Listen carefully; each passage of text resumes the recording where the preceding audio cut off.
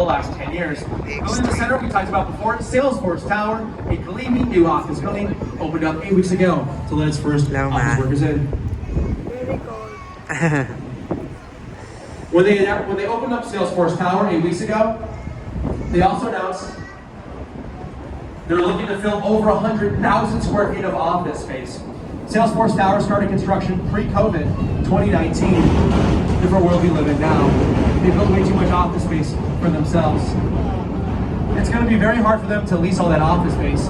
Chicago just hit its highest office space vacancy rate in Chicago history. 21% of all office space in Chicago is now vacant as of last quarter. Nobody knows what to do with all this office space. If you have any ideas on what to do with their office space, please write our mayor. We need that property tax revenue. It's actually the kids. The property tax pays for the school system. So if that property tax revenue goes away, we're going to be a bit in a jam for our school system.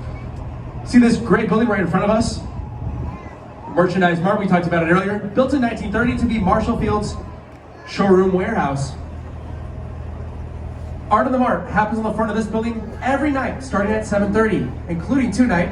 Art in the Mart is the largest permanent light display in the world. The city of Chicago uses 34 projectors to produce a 2.5-acre light show on the outside of the building. The lasers are so cutting edge that the light does not hit the windows, but only strikes the limestone and metal on the outside of the building.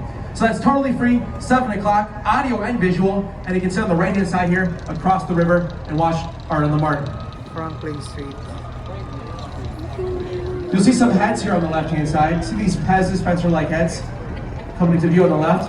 These were added by Joe Kennedy in the 1950s. Joe Kennedy of the famous Kennedy family, father of JFK.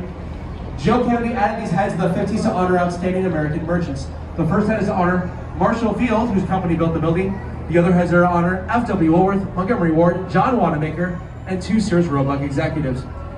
Joe Kennedy bought that building for not much money at all, $12.5 million in back property taxes in the 1940s.